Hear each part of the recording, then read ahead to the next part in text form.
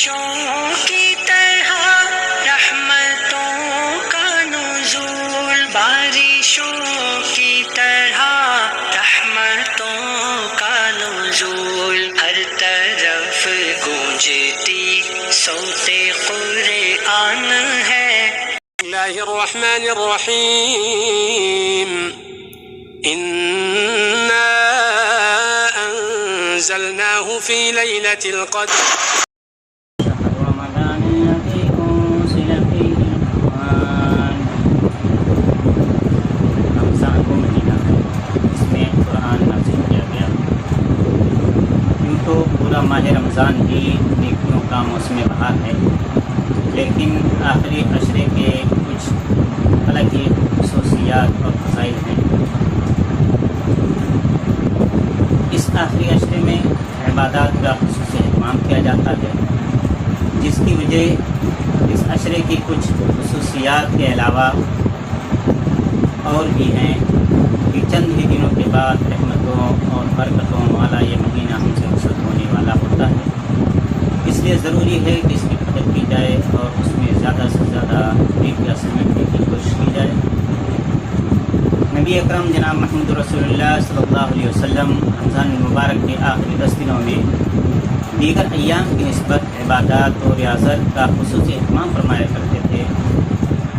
سیدہ عائشہ صدیقہ رضی اللہ تعالیٰ عنہ بیان فرماتی ہیں، کان رسول اللہ صلی اللہ علیہ وسلم یجتہد فی العشر الاواخر ما لا یجتہد فی غیرہ۔ رسول اللہ صلی اللہ علیہ وسلم آخری عشرے میں اس قدر عبادت و ریاضت کیا کرتے تھے کہ اتنی اور کسی مہینے اور کسی دنوں میں نہیں کرتے تھے۔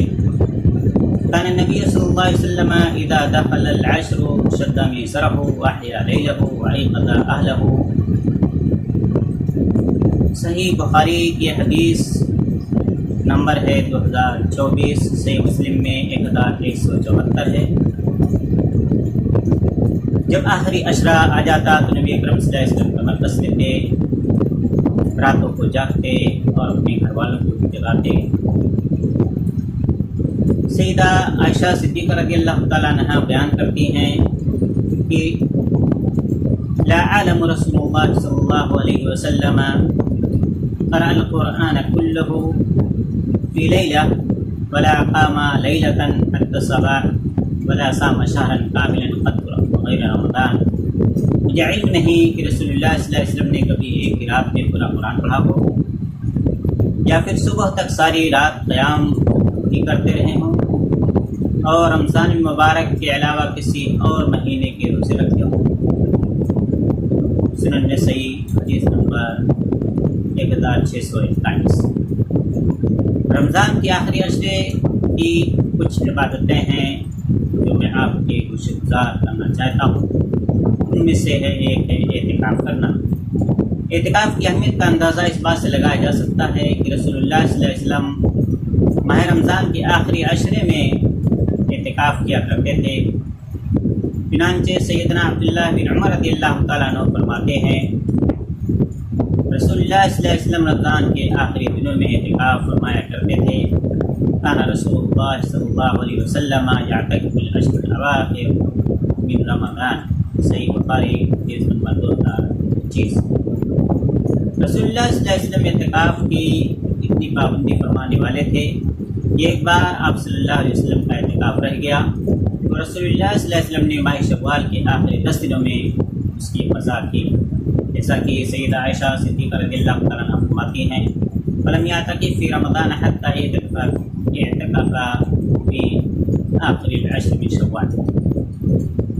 نبی کرم صلی اللہ علیہ وسلم رمضان میں اعتکاف نہ کر سکے، یہاں تک کہ آپ صلی اللہ علیہ وسلم نے شوال کے آخری 10 دن میں اعتکاف کیا۔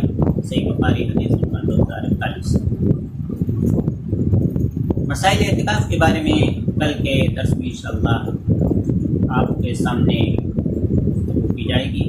اللہ رب العالمین سے تمام لوگوں کو رمضان مبارک کے ساتھ عشرے میں زیادہ سے زیادہ نیکیاں کرنے کی اور رات کو قیام اللیل، قرآن حکیم کی تلاوت، قرآن حکیم کو غور و تدبر کے ساتھ پڑھنے سمجھنے کی توفیق عطا فرمائے۔ آمین۔ السلام علیکم۔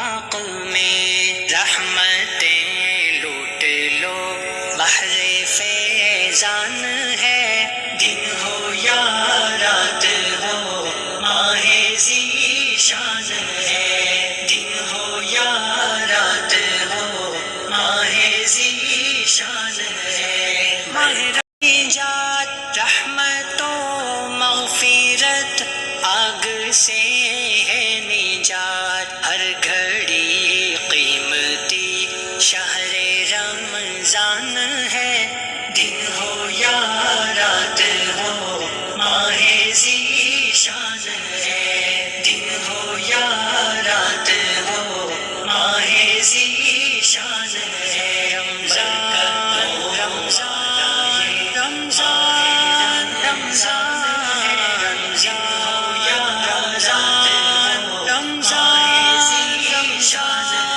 رمضان کوئی لمحہ تیرا نہ ہو ضائع نعیم کوئی لمحہ تیرا نہ ہو ضائع نعیم مغفرت ہو تیری ماہ غفران ہے دن ہو یا رات ہو ماہ ذیشان ہے دن ہو یا رات ہو ماہ ذیشان ہے برکتوں والا یہ ماہ رمضان ہے دن ہو یا رات ہو ماہ ذیشان ہے ماہ رمضان ماہ رمضان ماہ ذیشان ذیشان ماہ رمضان ماہ رمضان ماہ ذیشان ذیشان